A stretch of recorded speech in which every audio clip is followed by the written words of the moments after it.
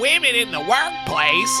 Inconceivable! Here on Feature Please, a vile visit to Bajor. My name is Joseph. Oh, it's all fun and Ferengi games until someone says those two magic words. The Dominion. A little treat. Escalated. I wonder who these guys are. Are they important? I wonder if they're also going to be literally dressed like bondage clowns. I'm your co-host, Peter. Peter, you have been in recovery recently from savage illness. I think that led you to having some time on your hands. Time I couldn't use. I was sick with what I can only call psychic torture. When some energy being has someone in Star Trek, let's start at the beginning, right there with Encounter at Farpoint, when the Farpoint creature takes revenge on Groppler Zorn, and he's like, just writhing around. That was me for, let's see, Christmas Eve. 5 days? 5 days. So yeah. I think Santa had me on the naughty list. With 2 stars. It was fucking terrible. I'm laughing, but you told me about it off air, and I'm like, oh man, it sucks. And let me punch it up an extra level, because my wife, who is amazing, there's little games you play when you're dating or before you have kids, but once you have kids and you're dealing with poop and pee and mess and all this other stuff, holes in the wall, whatever, a lot of those cheeky, fun guessing games go away. So there's this thing my wife had mentioned wanting. It was one of these robot vacuums. And I'm like, we already got a robot vacuum. And she's like, bah, bah, bah, bah, bah. And it starts getting down to the wire. And I'm like, do you want this thing? No, I want to wait for this other sale. All right. We're not getting anything for Christmas this year. We're not getting anything for Christmas this year. We're not getting anything for Christmas this year. There's at least 3 safety checks on this thing, right? Right. Yeah. Triple verified. Yeah. Guess what I didn't get this year? Yeah. Okay. Yeah. So being psychic torch, I think that's how bad that mess up for Christmas was. Is the psychic punishment was proactive and actually went beyond the margin to begin in the past to catch up and give me the full experience. It broke the space-time continuum. Yeah. Yeah, a woman's wrath is does not observe time. I you know what? Casey is a healthcare professional, so she knows the tricks. She knows the tricks. She does. I had time starting last night when the curse lifted, and instead of watching Deep Space Nine, because I didn't have my notebook while the kids were sleeping on me, I started watching Lower Decks season 4 on my phone, and. Season 5, you mean? This most recent one? Season 5, yeah, the last one. Mm-hmm. I wouldn't say they are all bangers, and I would say most of the B plots have not been great. I've watched Dos Cerritos, Shades of Green, The Best Exotic Nanite Hotel, and then A Farewell to Farms, and I also watched Starbase 80, which was after I made that post. Shades of Green stood out because it's a story, I would say, is... I don't know, it's hard to say what their A story, B story was, but this Klingon story about getting a friend of Mariner's who she cost him his command, his job back. And that meant, going through ridiculous Klingon bureaucracy, finding the loopholes, doing all the fun court stuff and the challenges and, still ultimately ending up in a fight anyways. And, it's this classic Klingon stuff, which normally I don't like, but because you've got Boimler there making, he's overly hyped to be in it, right? Right. He's excited that he's in the Klingon episode. Oh, we're going to go down we're going to go down the Klingon. She's like, he's been on a real Klingon kick lately. They go down the Pain Stick alley. It's like, oh, this is going to be Klingon as fuck. And just him there, not shitting on, but punching up all these absurd moments at these wells they continue to go to. And it's a decent, good, what I think a lot of the TNG Klingon-centric episodes were. It's just solid story beats are there, but there's a fun element to it where you're like, wow, if you're not taking this stuff super serious, this is actually pretty rad and fun. Maybe the fall of the Empire wasn't them getting Lowbrow, it was them getting too serious and missing the fact this all was supposed to be like drunk fraternity punishments and having to go before the house council and, you know, being challenged to roll off the roof sandwiched between two mattresses. True story. I'm sorry, that was Farewell to Farms. That wasn't Shades of Green. Shades of Green was the look at the Cerritos going on the second contact thing. This was a planet that had joined the Federation. They got access to, and I'm quoting here, post-scarcity technology. Is that what they actually call it in the episode? Yes. That's hilarious. It is. This is. Did you feel something brush against your dick again? I did. Just a touch. They didn't say post-scarcity. Is post-scarcity society something like you pulled off Daystrom Institute? Like, is that a common community term? I'll be honest. As much as we enjoyed going down that road with the Voyager stuff, calling Star Trek a post-scarcity utopia feels like a kind of like entry-level take. Like, okay. It's just a phrase that I think people can come up with independent of each other. It's not one I'd ever made before, but good on you. So they're in there helping them install replicators and schlep away all their money they're just trying to burn, and that's not, you know, healthy or whatever. And again, it's all capitalism bad, rah California stuff. Yeah, of course. The ships are literally the California class. Come on. They told you that right on the tin, man. They told you what it was going to be about. It was going to be right there on the hull. But it's the camera pointed directly at like what happens. Like? Yeah, what happens when there's no money. And it's played for laughs, but you know, it's people like, we don't have to wait in line. We don't have to do this. We don't have to ration. And it's the rich people like, oh fuck, this is awful. How do we stop this? And if they were smart rich people, they would have killed that thing in the crib before it even happened. But at least it's like Star Trek acknowledging this is a big thing.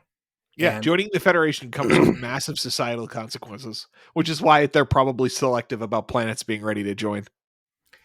Absolutely. Right. That's the real hard take on this thing is these rich people having their revenge, or not revenge, but trying to fight this after it already happened is stupid. How many great planets were out there? How many choice ads? How many deserving planets should be in the Federation? But they're not, because the ruling class doesn't want to lose that grip. What kind of black ops stuff is the Federation potentially doing to undermine those efforts to stay? You know, not to bring up a movie that's typically not well regarded, but Insurrection, which has an amazing banger soundtrack that one of my cousins pointed out to me at our Christmas party, by the way, and it does. It has an amazing soundtrack. Part of the subplot there at the beginning is that they're like bringing in a planet that only joined as a protectorate 2 years prior and barely had warp drive because they're desperate for new members as a consequence of the ongoing at that time Dominion War. So like, what does it look like when it's just good times, right? And lower decks, but what does it look like when it's like, we just need bodies. We just need warm bodies and trade routes and allies. So we're just bringing you in and we'll just work through this awkwardness that comes with the whole post scarcity thing. We need your unobtainium that we can't replicate. Right. Desperate times and desperate measures. Why are these planets where capitalism wins not going into their own, like confederacy or something? Not to, you know, not to be the Count Dooku separatists or whatever, but just to be like, there's fucking Romulans out there, man. We don't want to be easy pickings. So, were you saying that maybe Lower Deck Season 5 worth a watch? Are you recommending it to me? I haven't seen a second of it yet. Well, I mean, obviously, it's worth a watch. Like, they hit deep on a lot of this stuff. When we reviewed it, I kind of was, you know, I felt there was some strength in Season 4, but I had a real complaint of, like, the show just doesn't want to grow up, and I'm not sure I'm too interested in any more of it. But maybe there's enough on the left tire, you know, tread on the tire that we can watch it. I can watch it and we can talk about it later. Starbase 80 was also very good. I understand that there is in fact the use of the Enterprise era Yeah. uniforms on that one. That Yeah. much I know. But It's just this old ass starbase that looks like it's, out of Kirk's era with like the fucking red trim around the door. And that's actually kind of neat. it is. It's probably like the dumping ground that people don't want to fucking work at. Oh, no. Starbase 80 is like the dreaded. That's like the worst assignment in the Federation. Okay. It's got to have a dumping ground, right? Every employer has a dumping ground, Mhm. right? I guarantee you. So it doesn't surprise me the Federation has one. So Yep, it's a good one. speaking of dumping grounds, what episode of Star- Also, is this going to be the first episode we air into 2025? Well, actually, technically, our Melora episode will come out on January 2nd. So this will be the second one. Well, sorry we missed it, but thanks for coming into 25 with us. Oh, yeah. The show continues to be a blast. Very rewarding to make. Very rewarding to see conversations that happen out of all of this. And again, as I'm home with the kids and getting into my 40s and whatever, like, it never ceases to amaze me how much passion and joy making this with you provides me. And Joe, thank you for doing all of the editing work and promotion and just giving me something fun to sit and talk about for an hour once a week. Listen, my man, I have enjoyed doing this show with you since Year of Our Lord 2018. So we're finishing our 6th year, going into our 7th year, literally in January. Yeah. And this year has actually been the biggest year for us ever, and it has everything to do with YouTube deciding it cared about podcasts. So we all have always had a dedicated micro audience, is the way I like to call it, but that dedicated micro audience probably doubled in size in the course of a year, which I am eternally grateful for. Like you, my friend, I just enjoyed being able to sit and talk about Star Trek for an hour every week. And the fact that I can, do some 2-track audio editing and get one of these out a week is happily some labor I enjoy engaging in. So cheers to you as well. And cheers to our fans, both on YouTube and elsewhere, people in Discord, people in the Facebook group, people who are just silent and enjoy listening and never want to interact. We enjoy all of you. We appreciate all of you. And to the extent you want to tell others and bring them along the way, I think that's the only thing I can ask for. Also, maybe a few more subs on Patreon because I was serious about everything being more expensive. So I might have to hit up Peter for money soon. So you need to, if you don't mind, $3. Threaten them with my wallet. www.patreon.com/future please. You listen to our Tank Girl review. It's good. Ugh. Some of our other stuff. It's good.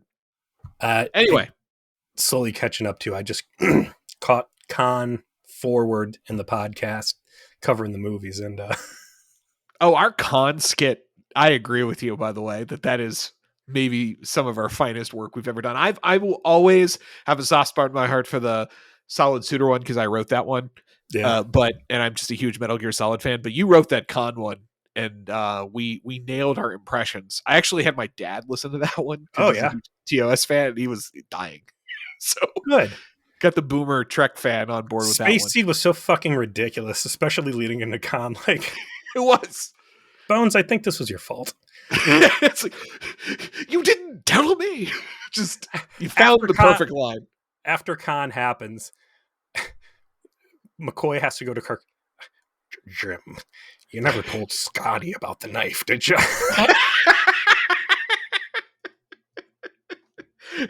His nephew's dead because of this now. I've literally cost the man his family. Perhaps I was too brash in my youth. No, the one of the gang goes back in time.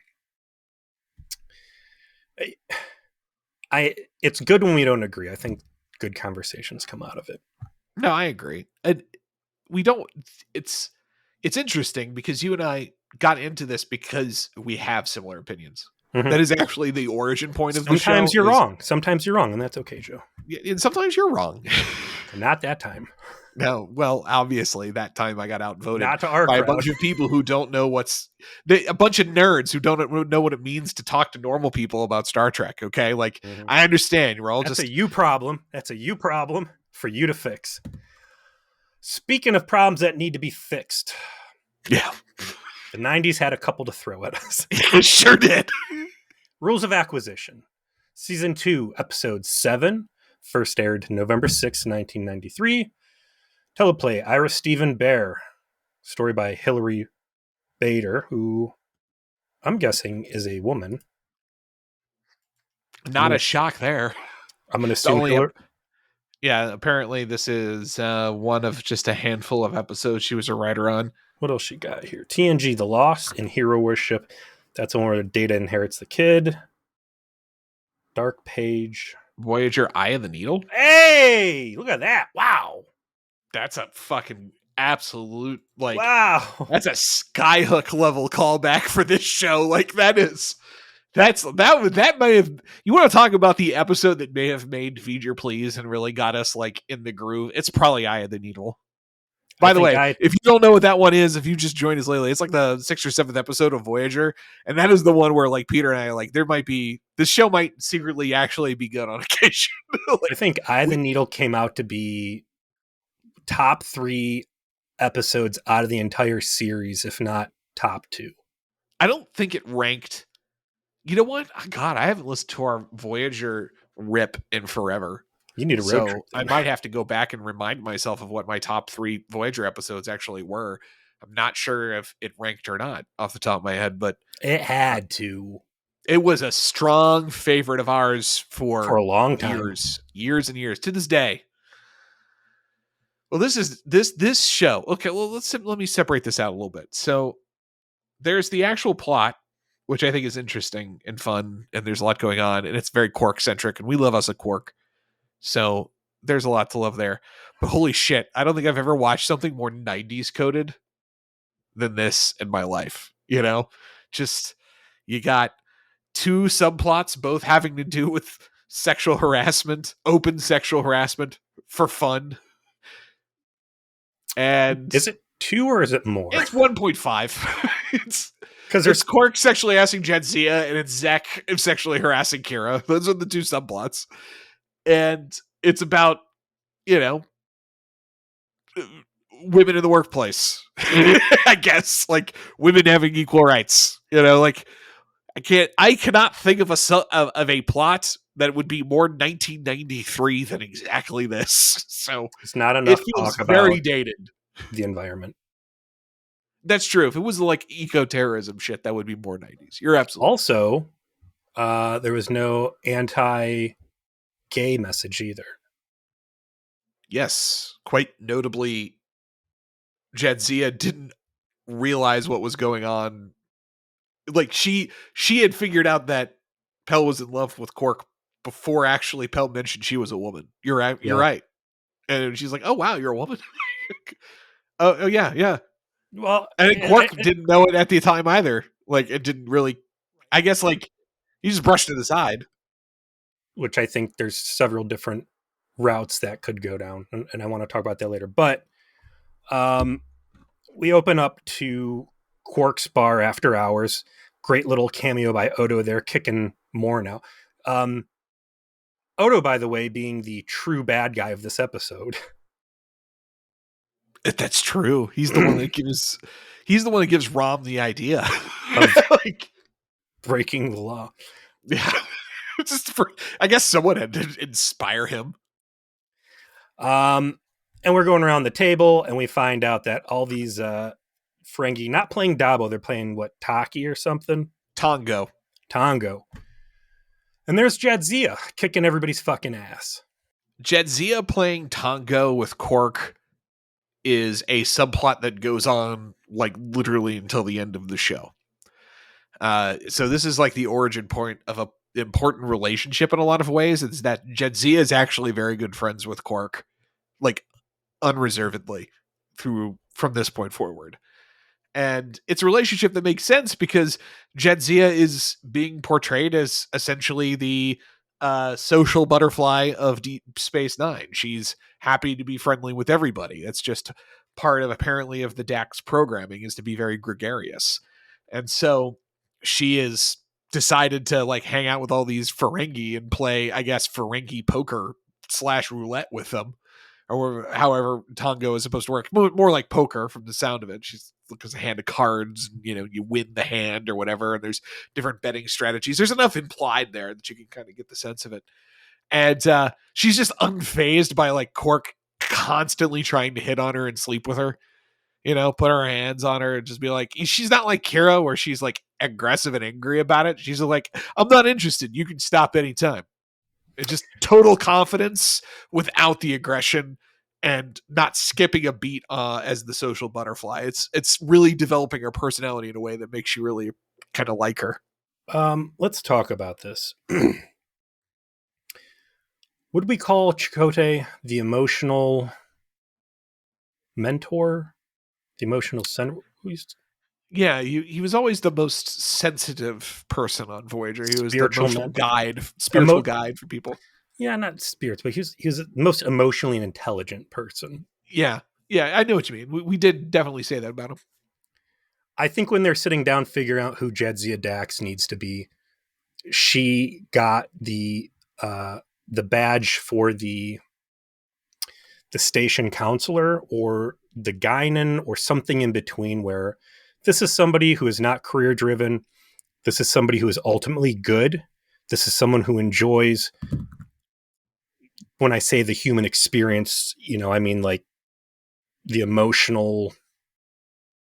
I know what you mean.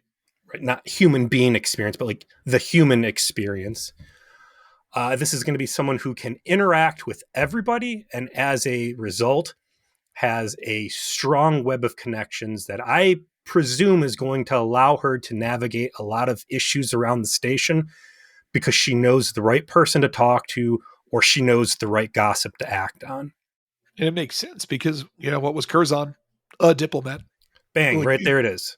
So the most recent Dax was literally somebody who built relationships professionally. And we know that the Dax symbiote certainly, it influences the personality. And Jadzia is very clearly different than Curzon. Curzon is very impetuous. He was very Adulterous.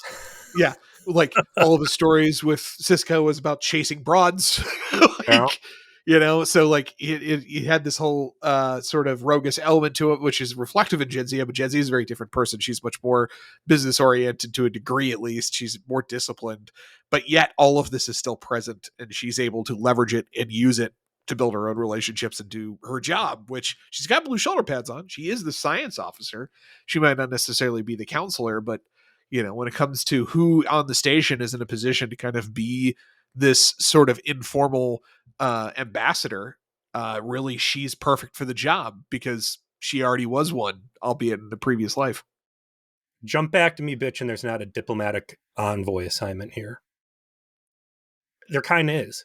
Yeah. Right? Like, yeah. You got this big fucking deal Federation ambassador, diplomat.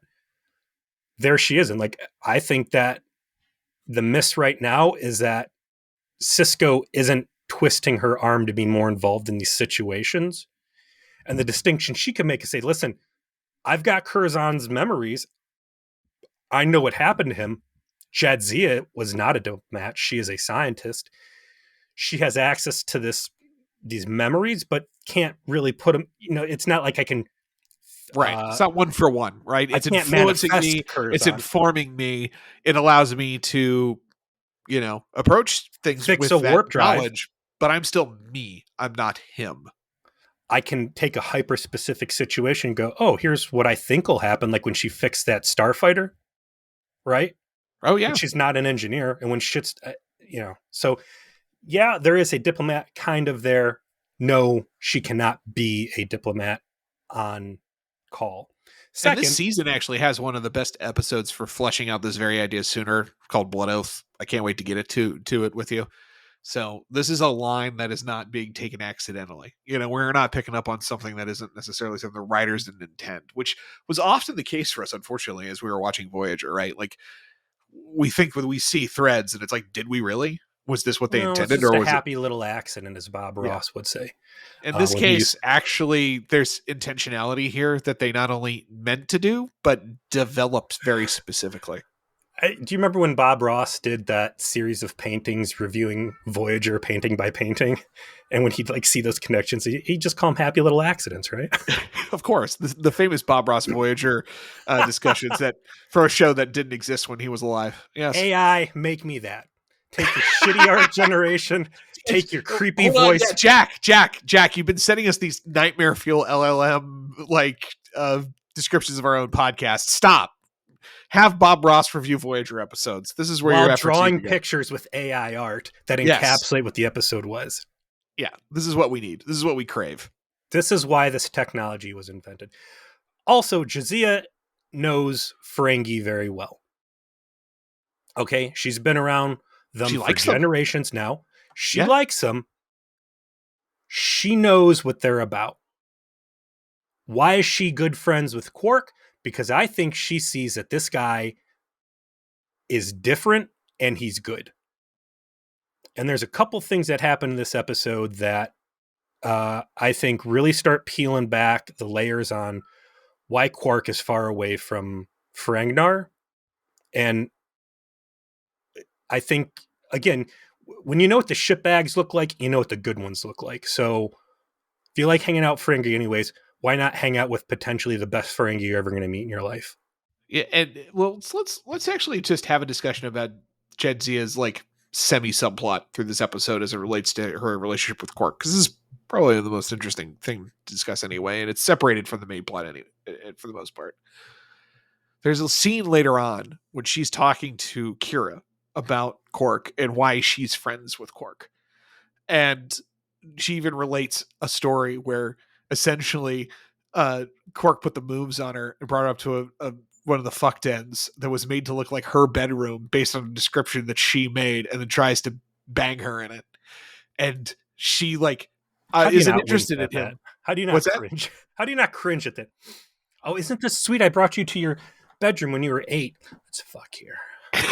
Like when you're a dirty old man, you're a dirty old man, whatever, right? Like this is Quark's game. It is what it is. And that's the attitude that Jadzia has about it. Of like, it was kind of like clever. I like your game. I don't want to fuck you, but you know what? I like that you were romantic, that you thought about me, that you like. She saw everything you're talking about, right? Of like, oh, Quark's different. All right, like Quark's trying. Quark's actually not a bad guy. He's still just Ferengi.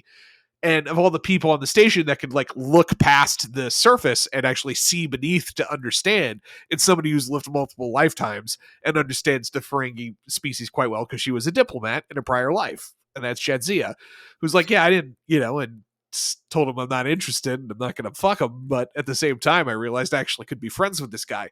And I think you're on to something where this episode is a lot about Quark actually not being a bad dude. And big time. And it's revealed in these small ways that if you don't have that kind of attitude, you would kind of read in a less generous fashion. But like he is purposely trying to cut in somebody in his action that he sees as a subordinate that he wants to support. Like he's not trying to freeze Pell out, or anything like that. Trying to pursue being friends with Jadzia and maybe still playfully flirting with her in the hopes maybe someday she'll change her mind, but at the same time kind of taking that distance and realizing that she's not interested, because they like each other. The fact that he's trying to do a good job for the Grand Nagus because it's like he has an obligation to do so. He wants to prove himself. Like he's not 100% self-centered really in any of the interactions he has in this episode. And through it all, you have... and it obviously has a climactic moment at the end where he throws away all of his profits specifically to defend someone's honor, which he wouldn't do if he wasn't a good guy. I got thoughts on that one. Through all of it, he has many other Ferengi sharing the screen with him, providing clear examples of what the norm is. So he's not being showered with accolades or people pointing out that he is being unreasonably good. You just see everybody else being shitty and you can compare it to him. Yeah, no, that's a good point. There's like plenty of opportunity. Case in point, when they come around the Dab or the whatever black hand table, Quark's got his arm on his hand on her thigh. She's like, I'd like it better if you didn't whatever. And then, these guys are stink. They're getting their ass handed them by this girl. And they're like, oh, well, good woman stays in the house and doesn't wear clothes and doesn't take profits and blah, blah, blah. And then, I think Quark says that. And then she says, I bet you'd like that if that was me or something. And he's like, oh, yeah, I do. I would like that. But he doesn't look at her when he's saying it. It's like he's turning to the other people at the Yeah. table. Rom's the one who says it. And then like Jensia's question, like, do you really like your women like that? And Quark's like, yeah, I really do. And you're right. He's like focused on the other Ferengi and not looking at Jenzia when he He's says selling a lie. Yeah. And I think that gets reinforced by the end when shit goes down and, ultimately he has to side on societal norm. But you can tell I think Quark's a very progressive guy for their Quark, standards. I would say you're right. Like there's a story behind why Quark maybe decided that he can't live a life of pure profit, that there's something to him that's more than the sum of his parts. But this episode's actually important because it introduces a little phrase you mentioned at the beginning, which is, maybe the Gamma Quadrant has a big daddy over there that might be responsible, that they have to go through for interactions that may or may not come into play by the season finale. And in the course of that, of course, we already had last season in the Nagus that the Ferengi writ large are interested in doing business, obviously, in the Gamma Quadrant. And lo and behold, Wallace Shaw as Grand Nagus Zek shows back up, sends Well, a they, FaceTime. they introduced Pell first, right? Yeah, Pell's there giving advice about a different kind of snack nut that'll make people more thirsty and increases beverage sales, which is so like perfectly Ferengi, Predatory. but also like obnoxiously just like it's annoying, but not actually malicious. We're gonna give you a kind of nut that makes you drink more. Sure. That's Like why peanuts are at bars. That's why there's salty snacks. This is Earth Tricks times 10. Pell, I think, is a great character who I wish would have been on the show longer, and I hope shows back up. you'll be disappointed. Who plays her? Good question. I actually Anybody looked that we up. know? Yeah, What's the unfortunately, name? this is the only episode of Star Trek she's in. This is very much like actually thinking back to we really enjoyed having a legendary Bajoran resistance figure, but we're gonna like kill the one off we had and then go back and do this plot again later. It's like, we're gonna do a whole like female liberation like Ferengi plot line. Oh, did we already do that? All right, well, let's do it again, but with somebody else. Good on them for making legendary people that are very impressive that they actually let us meet so we can mourn their passing. Voyager, I'm looking at you. So at least her plotline has a beginning, middle, and end. Great title rules of acquisition. Pell's got them down pack to the point where she's quoting shit that Quark doesn't. And Quark so far has been like the most steadfast observer of the rules. So a paragon, I would say, to Ferengi values minus the sex here. Yeah, Pell, who at this point in the story is presenting as a man, and the story has not told you as a woman, although it's kind of obvious. I In didn't terms pick up on it. it's just her stature gave her away immediately. But No, you got to stand next to bitch ass Nog. yeah, the she's not only read all of the rules of acquisition, but all of the commentaries. So she's like, I haven't just read the Torah; I've read the Talmud. I've done it all. Once again, all of these actors are Jewish or the joke. Don't sweat it.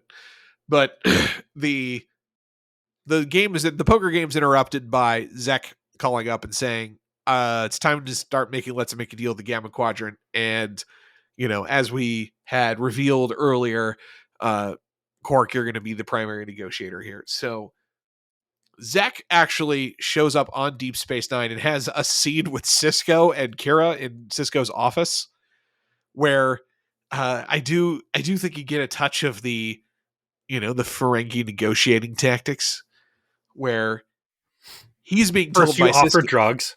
Yeah, like Sisko's like, hey, you're not going to rip anybody off, are you? Like, you are on my turf. I can't let you just, you know, do crimes.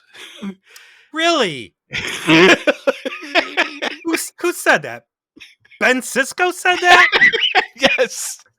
Ben, you just told me to my face you're gonna kill members of my crew? Cisco, he's one that said, Ben, I just heard you definitely say you're going to commit murder. 100%, and you'll kill me too. Cisco, he said that to the... Funny how these rules just flitter in and out of his office window. But it's Kira who's actually the one that's mogging Zeg particularly hard, because this is actually, you know, Bajoran territory. So Sure. if they want to, if Zach wants to deal on Bajoran territory, he's gonna have to give something to the Bajorans, and you know, in Kira's way, gets right in his fucking face in a way that's like very intense and very attractive. And Zek just decides, I'm going to do nothing but aggressively hit on this woman for the rest of this episode. But I'm going to start with a bribe because I'm a Ferengi. And starts by offering a bunch of basically, I guess, of space fertilizer. And it's like an enormous amount, will allow Azeroth to have crops in the northern continent or whatever. You know, because they blew up that moon that had all of the crops on it. So obviously, moops. They need more crops on their planet, I guess. Mm-hmm. And but they got all that extra electricity for Bitcoin mining now. And so they Federation's not happy. That's going to have to fucking go before they get membership. No, I don't know if you see the price. So and so you I know, just say about capitalism and post scarcity. So he leaves trying to act like he was going to sell it at a discount, and then we'll sell it at cost, and then eventually he gets worked enough that he offers it as a gift. But then, you know, he starts, one of many times he gets a little too familiar with Kira, to her tremendous annoyance, who, you know, ultimately she ends up having to just kind of deal with it because, you know, she's getting enough space fertilizer. So she's just got to deal with Zach. She's literally pinching her ass multiple times through this. And I'm like, Zach, I get it. It's not that I get it, but like, a good thing you did this in 1993, because you would be so canceled right now. Space HR would be in your ass for this, for right off the rip.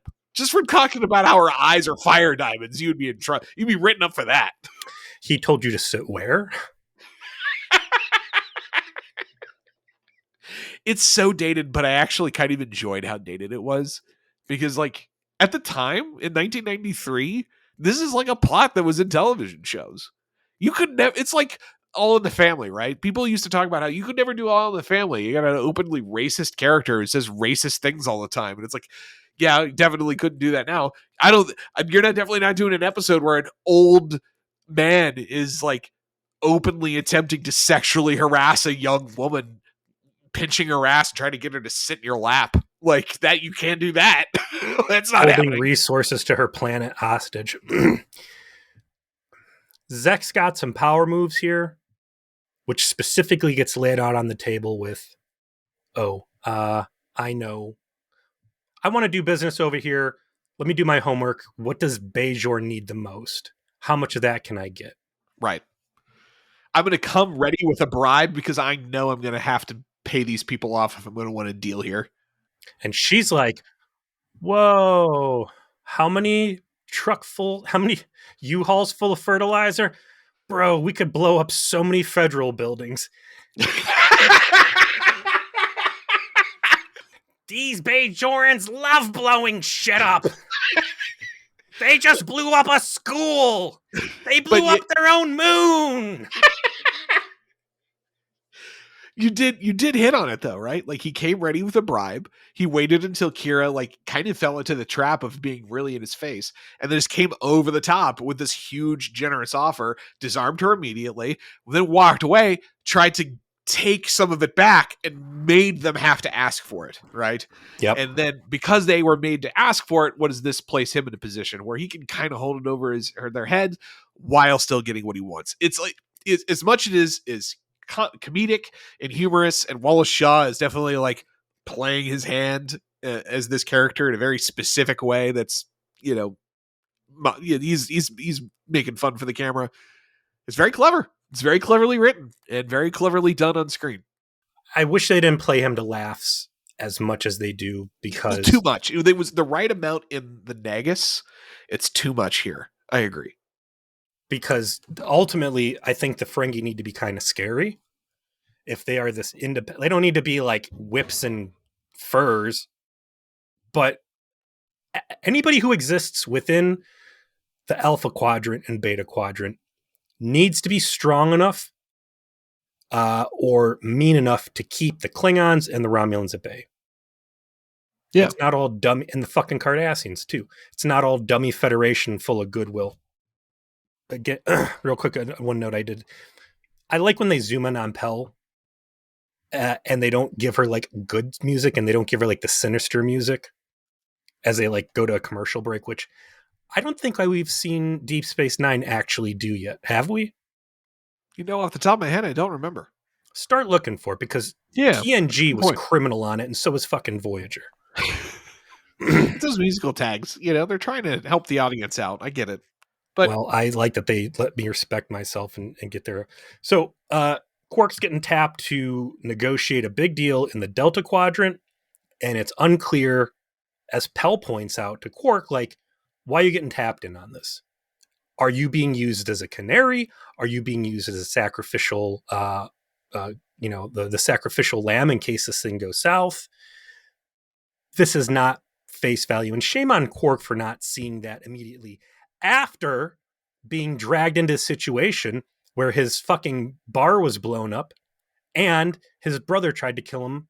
I'm sorry, yeah. That's the last time this guy showed up. Yeah, it's like you should already know that you're possibly a catspaw, my friend. You've been won once.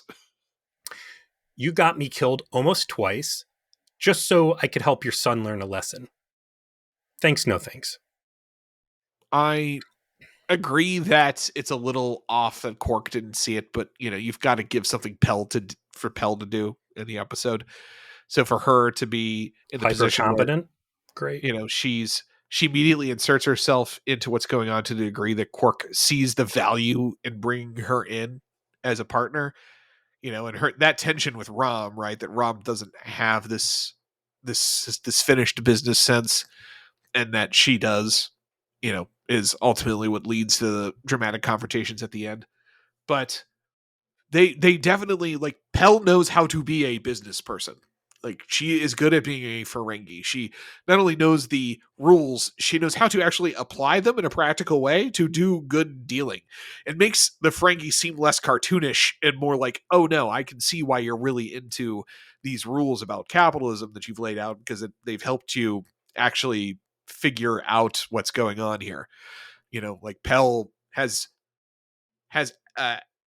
operationalized the information from the rules of acquisition in a way that actually makes sense within the story and leads to good outcomes. So they're negotiating over wine. Apparently, they're Greeks. They're going to do some sort of wine deal in the Gamma Quadrant. They're coming in with the fire water to subdue the frontier. And they're doing this with a bunch of guys that are named Dosai. And I don't know how to fuck to describe these people. Bondage clowns. Thank you. There it is. They're bondage clowns. You're right. That is accurate. Thank you, Peter. You did it. How did this makeup get out of TOS? Yes. You're right. You're absolutely These right. aren't throwaway jabronis, man. The one is Brian Thompson. Okay? This is a guy who is, it's 93, I said? Yes. Had they introduced the alien bounty hunter in X-Files yet? I have no idea. I've never been an X-Files guy. This fucking guy was in the Terminator, right? He was. Lieutenant Clog in Glue 2, Klingon Helm Officer in Generations. Looks like he's a Dominion guy. Yeah, he wasn't yet, but this is the fucking former counselor turned general who sent the probe to go start the war with the Federation. Yeah. He was the key Romulan antagonist in that Enterprise trilogy of episodes. that He's in led to the Cobra. like the Andorians and the Tellarites making peace. Let's see, 93. Because you're going to take this guy and you're going to put him in red face makeup with white football marks down his face, wearing a skin tight black outfit with a little like old leather football helmet. It is absolutely 60s era TOS bullshit. You're the outfit, the face paint, the red color. I mean, it makes him look alien. I guess I can't argue with that, but not in a way that is believable. Not in a way that makes me think that this is a serious thing that's happening on screen. This is like Joe Dirt people level stuff. This is Burgundy hooker boot No, uh, bounty hunters level shit. I could deal with the costumes. The face paint looks like child's Halloween paint. Um, I'm assuming that they said, we're going to make a fun, lighthearted comedy episode. Let's throw a gag character. We have Brian Thompson because he's fucking huge and he'll just loom over Quark and be scary looking with his big old jaw. And I feel like this is very. Do you feel this is a pure comedy episode? Do you think this is a deep episode? I think it's trying to do something more than just be comedic because it's trying to talk about Ferengi And it doesn't society. deserve this fucking face paint. Yeah, it's not deep, but it is trying to do something that's more than comedy. This isn't. What was the Enterprise episode? That wasn't False Prophets. It was. God, it was so bad. I don't even want to think about it. Excuse me. And considering that this is the first time we've ever heard of the fucking Dominion too on top of it, and it's from these fucking guys, like, are you serious? This is what we're doing? So, gosh, I got more to talk about on that then. So he goes in, to this negotiation. He brings Pell. We got Brian Thompson and whoever this other lady is, who's going to end up being a real friend later on. And Brian Thompson is pissed that he's dealing with Quark and not the Nagus. He gets mad about it. His girlfriend, his subordinates, like, basically, you look weak. He gets mad. He refuses to 10,000 gallons of this stuff and leaves the negotiating table. Quark has to go present this to the Nagus. The Nagus seems to, I don't know. I'm actually undecided on this. The episode does not make a good case either way on if the Nagus knew there was some other figure that he actually was more interested in negotiating with and was holding that back and was instructing Quark to act in a fashion such that he can find a way to get to that he knew that was what was going to happen, or if it was happenstance. I tend to want to believe, given the deep game level of the things that we've seen the Nagus is capable of, that he's already aware through whatever intelligence reports he has of, like, there is something called the Dominion out there. He and if I confirms send that. He says, I know that there was someone deeper in. Oh, that's right. When he finally comes, it's kind of quick, but when they come back with I have a lead on the Dominion, you're right. Yeah. I forgot about that. That's I mean, 2 for 2 that the Nagus has lied and abused Quark. So I don't want to see that happen again without Quark being fully expectant of it. Although I will say, like, in that same scene, like 2/3 of the way through the episode, he actually, like, rewards Quark to say, like, because you've succeeded in the actual thing I wanted you to succeed in, I'm going to cut you in a percentage of whatever happens in the Gamma Quadrant. Like, that's how I'm going to pay you, is that you actually got me to where I wanted to be. And you can bring him in again. Quark just needs to be like, all right, I do stand to make legitimate profit here, but this guy's a fucking liar. He's worth dealing with his bullshit, but he's a fucking liar. Somewhere in there too, Tiny Tim, or whatever his name is, Mr. his Holm. manservant. Yeah. His manservant that's combing his ear hair gets right on that turbo lift, walks right into ops. Chief O'Brien's only lines from the entire episode is like, hey, wait, no, don't. Nobody says shit to this guy, like, get the fuck out of here. And he hands the commanding, the XO, what could just be a fucking bomb or a knife in her face or whatever. Didn't you guys just get hoodwinked real hard up there? isn't it time for like a badge scan or a guard or something? So this guy's name is literally Tiny Ron. Yeah, oh, Tiny Ron, that's what it was. Yes, and he Who was was the a criminal on the station that facilitated the Nagus's falsified death that resulted in an explosion. he also was the Alpha Herogen from the first time we ever saw them back Well, in back when they were Voyager. cool, Back with that one time when they were fucking giants. Remember that? when they were bad motherfuckers, like, and got some pretty decent dialogue. Because this guy, Yeah, before they decided to become Nazi cosplayers and get jabronied by Ensign Kim. Yeah, I remember. Listen, it was worth it for the space pipe, Uber Alice. Okay, like, yeah, aliens wearing not. I just, let's just take Tell a me when I'm moment. in Berman era without saying I'm in Berman era. Let's put We guys wearing reduced rubber our suits. intergalactic foe to a bunch of Nazi cosplayers on a holodeck. They get super into being SS. Like, that's how we're gonna really make sure you know they're the bad guys. Guys, wasn't it fun when we put dudes in rubber suits and SS uniforms? We're gonna have the Nazi give a whole like racist rant right to one of these guys' faces. And he's just gonna be nodding his head like, "You're right. That is how it's supposed to be." Bro, listen. What if we put aliens in rubber masks in Nazi uniforms? And they're going to be the guys that caused the temporal war. That's what we're going to reward the viewers with, is more alien Nazis. But real ones, they're in Nazi Germany. Actually, they're in the United States. I'm sure there were a couple in Germany too. Trash. The Stormfront episodes were so bad. I like the first one, I guess, still, just because the fucking mobsters were hilarious. But like, fucking Bobby Bakla and who was the other one? Whatever. Fuck it. Ugh. Was it the second one where they were essentially spawn camping and the Nazis? Yeah. Like it was a battlefield map. They killed like handguns can keep shooting them. They went to the fucking checkpoint game with guards and guard towers and machine guns, and they killed everybody with revolvers. Anyway, so the point of this episode is Quark, he goes on this adventure with Pell. And Pell is deeply in love with Quark and says as much at one point to Jadzia, as we note. Oh, yeah? It is revealed quietly on camera with no dialogue when she goes back to her quarters that she's a woman because she has fake ears, because apparently Ferengi women have smaller lobes. And we get revealed through dialogue that, in fact, women are incredibly subservient in Ferengi society to the point where they don't wear clothes. And so Pell is a aberration.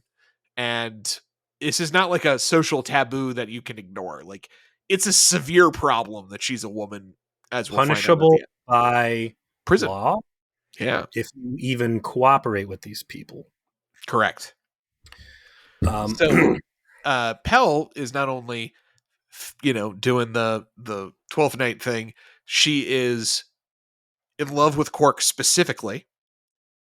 And as you mentioned, her being a woman is not known to either Dax, when Dax says, "Hey, I see you're in love with Quark. Have you told him yet?" Nor Quark himself when she kisses him initially when they're on the trade mission. And this information is only revealed later on and essentially not actually important to the sexual attraction part of the story. So a very clever 90s way of trying to just make it so that you understand the 24th century does not care about the gay. DS9 does this a lot, ultimately. And it was definitely a big deal in the 1990s to be running that playbook. So, and major as issue. Famously, Deep Space Nine has the first same-sex kiss ever on television. So, really? You did not know that? I didn't. You have to point it out. Well, I guess I'll see it myself. You won't be able to miss it. The biggest problem I have with the Nagus and the portrayal of the Ferengi overall is encapsulates it when they're like, well, how are we going to get into the Delta Quadrant to chase the bonded planet down? Gamma Quadrant. We're going to take your ship. Again, for all intents and purposes, the Nagus is the president of Feregnar, the head of whatever military they have, and all this is a big fucking deal guy, right? Right. The Ferengi who fuck people for a living, presumably create a lot of enemies. And he's got this bullshit ship that is barely bigger than a runabout for the president. And I get you got like budgetary constraints or whatever, but like you tell me this guy doesn't even have a fucking marauder, that the most important person in Ferengi culture, the person who is ultimately accountable for every Ferengi deal where someone gets fucked badly sometimes, and he's just zipping around in his own, Cadillac Eldorado. I would say that the Steelman defense of taking that particular line would be a large, ostentatious escort or even just a large vessel would attract attention, where he's a merchant. Ultimately, he is attempting to get, to move quickly and quietly between the deals he is attempting to make. And it actually works against his interests to fly with a huge escort. And so a sleek, small vessel that is capable of getting in and out of circumstances would actually be better suited for him. That's my steel man. I get what you're saying. I absolutely agree. Like, the fact there's zero military presence around this guy is a bit questionable, but I Right. also get why there wouldn't be. And you could justify it using the plot. I think that is a strong argument. I also think if you're going to say he's trying to stay low, him sitting in the hallway at the shopping mall with his big staff of office he makes people kiss, he needs more than one guy who brushes his ear hair guarding him. So I agree. I agree. We've already been at this for an hour, so I want to try and like kind of get to the core of what ends up That's the happening thing, with though, this man. book. These fucking Frankie episodes bring so much to the table. Yeah, because there's so much like backstory you have to end up having to talk about. Odo The plants a seed because Nog's like, oh, my brother. And he's like, yeah, I wouldn't let anybody come between my brother. If I had one, I I'd don't kill. though. I So don't I'm just have a gonna brother, but if look I into the did, middle distance and then encourage you to go break and entering and then leave. laws would mean nothing to me. Nog then goes off and ransacks a room Rom. quickly. Yeah, Rom. Just making me hate this fucking character even more because he is the bad guy of this. The hard pivot of Rom into lovable doofus is still so distant. Yet, like once it happens, you'll forget like any of this occurred. You'll be like, "Oh, Rom, he's always been just a great guy." You No. forget that he used to be a trying to murder his own brother. Yeah. Would be But fratricide, cost him a fortune, whatever. They get to the planet of bondage clowns. Very nice hotel. oh People are yeah, getting shot. Holiday Inn Express, absolutely. Oh, I'd say it's like a shitty casino. Is it like the one in Lee Valley? Yeah, okay. Um, they find Brian Thompson. They're like, you should have killed me. You didn't. You know, this is good profits. I'm going to start showing force and aggression because I figured out your society. Coming in weak, I don't get your respect. Let me throw part of this water fountain off. Okay, I'll buy your fucking 10,000. No, I want 100,000. Well, I can't do that. He storms off. I'm not leaving the key hand. So he gets into like a complimentary nap room or something that doesn't have a door, I guess. And he's like, we're both going to sleep right now. Get in this bed with me. And she's like, let's start doing shots. Relatable. Mm-hmm. And Relatable information. She's being awkward. She wants to, wants to hit on she her. knows what she's going to do here.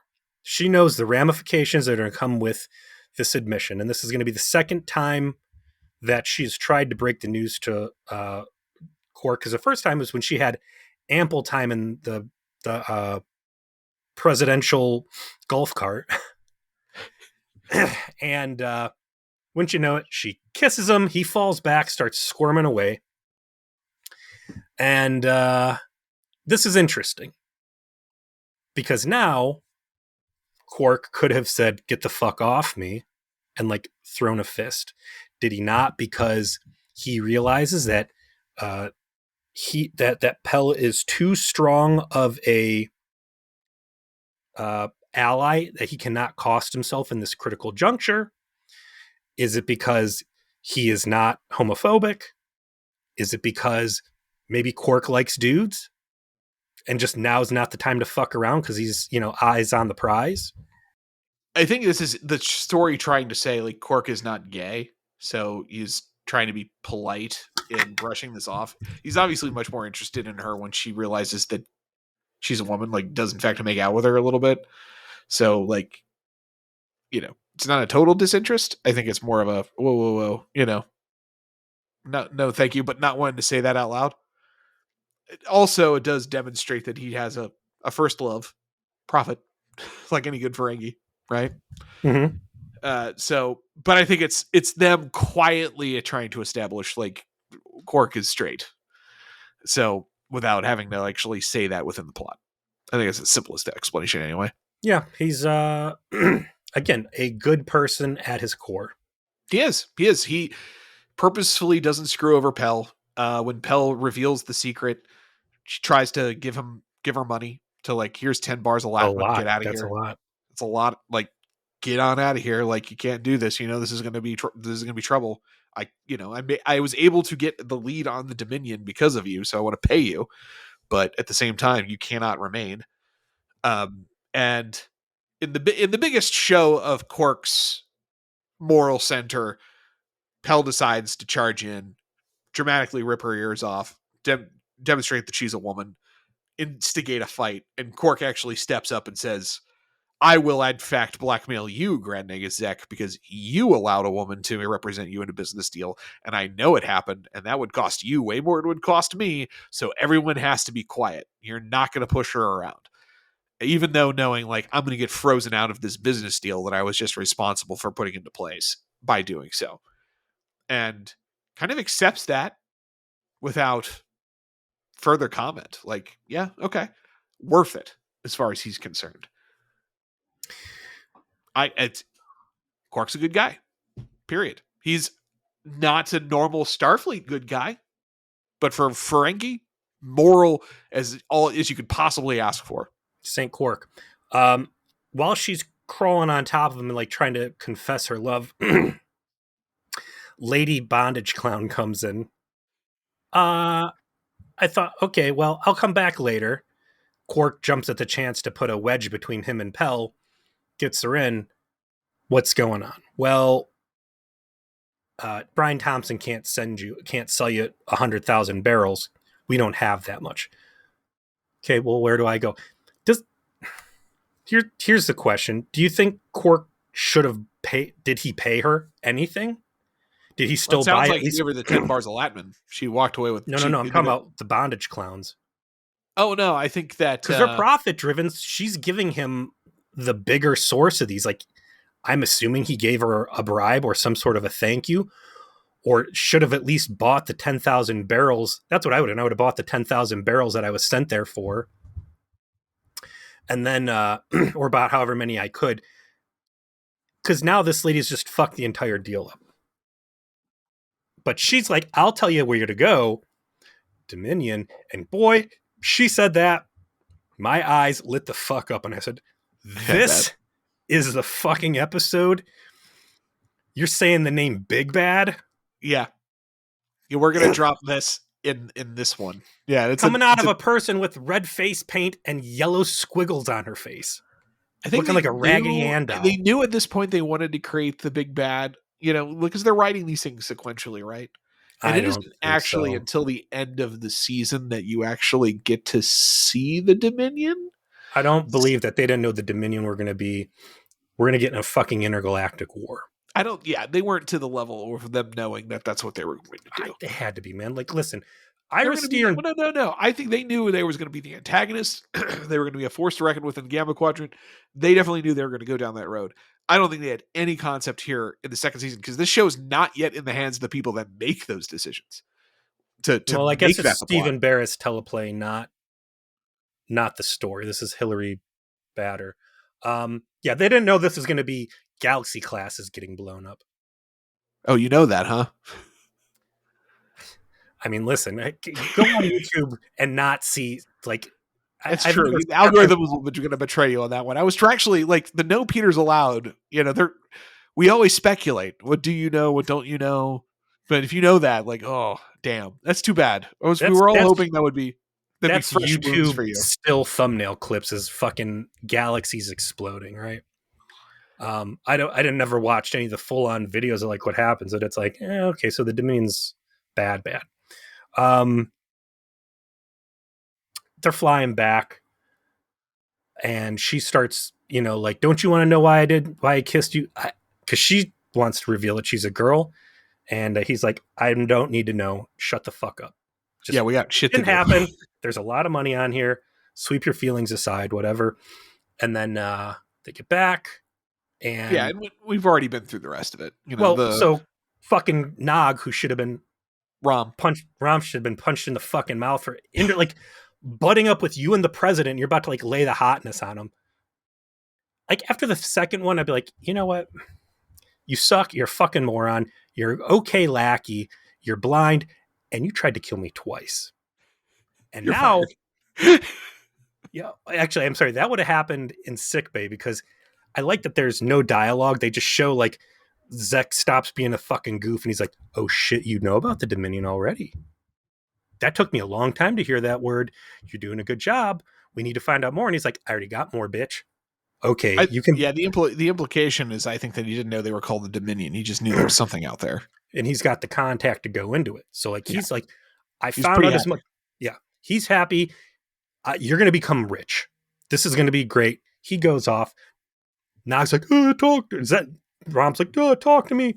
And they walk back to the bar, way in the back of the scene. You don't hear any of it, but you see him grab Pell and basically he's like, ask her if she's a girl. And or something like he makes Quark ask, and then she replies, and he passes out. Cut to the sick bay, and Bashir's patching him up. Oh goodness, I'm gonna stay here. And then that's when Rom comes over. He's like, "Oh, we got to tell an outer and this and that," and really makes himself into a liability. Like at that point, I'd be like, "You're absolutely right. Let's go to the shuttlecraft dock right now and go tell him ourselves on his ship, and then take him to the empty docking ring and blow his ass out into space. Because brother, you are a liability, and I could forgive the fratricide, but I'm going to be really fucking rich, and you're going to cost me everything. Goodbye." But he doesn't kill him because Quark's nice and maybe stupid. I don't know. So the rest of this episode is them confronting, or her confronting him in her quarters, him demanding she puts her ears on, him saying, you got to get the fuck out of here. Here's an expensive bribe.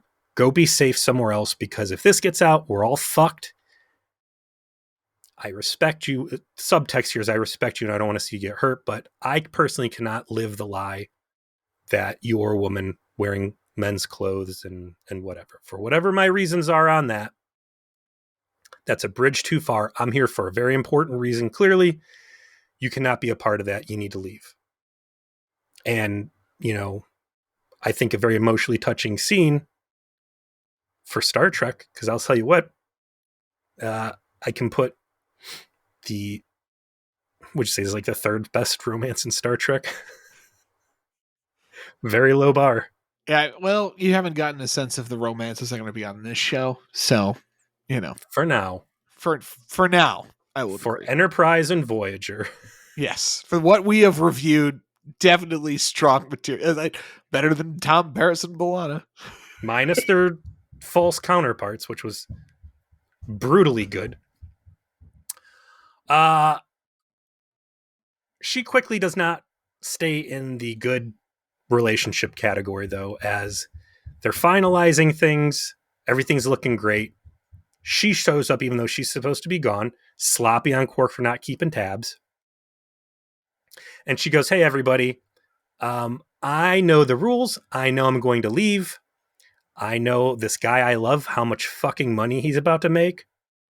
I'm going to throw all that in the trash for you, Quark, because I'm going to have like 2 seconds of female empowerment that is ultimately going to mean nothing, because I'm going to piss everybody off and no one's ever going to make mention of this again. And I'll rip my ears off and get in this big fight with Anagas. So we've covered, Quark's gentlemanly behavior from this point forward, and the show kind of just wraps on this point, right? Like, Pell leaves, and he's left reflecting on the loss after Jadzia kind of like cracks wise to him about it at the end, and that's kind of the end of it. But the episode did its job. It made it so that it was a Quark-centered story about who he is, how he approaches the situation. Is he actually good at being a Ferengi? What is he or is he not willing to do in service to those aims? What is the position of women in Ferengi society? We find out very, very poor. And we get to see Grand Zek playing the ultimate game of chicken and seeing how many times she can pinch a terrorist's ass and not get blown up by the fertilizer he has given her. So in the end, this is one of those things where I really like this episode, but at the same time, it feels very much a product of its era, and I really appreciate it for that. I love how 90s it is. I love how we really couldn't run this back the way that you did it, and it works for the show, and it works in the period the show was made, and it's perfect for that. I really liked it too. I'm going to call it good at the very least. Tons of world building. A great episode for Armin Shimmerman just to be on the screen nonstop. It brings in a phenomenal guest character who lets the main character of the episode explore feelings and stuff, is hyper competent. You're sad to see them go. That came from a society of fucking shitballs. When's the last time we got that, Joe? A good love story with a tragic lover. Certainly, like, I don't know. Let me count the time Chakotay had the girlfriend he couldn't remember. Let me. How about Harry's Canadian girlfriend? I'm going to tune it in for you. The love interest name was Pell. Oh, you're right, Dr. Pell. You're right. You're absolutely right. Season 2, Episode 8, Necessary Evil. An attempt on Quark's life. Reopens a 5-year-old murder investigation. Who are they going to clone in this one? He's going to some Detective Odo. The best Odo. Detective Odo. So we'll crack this case open wide. What next booger smeared on the door frame is going to crack the case on this one.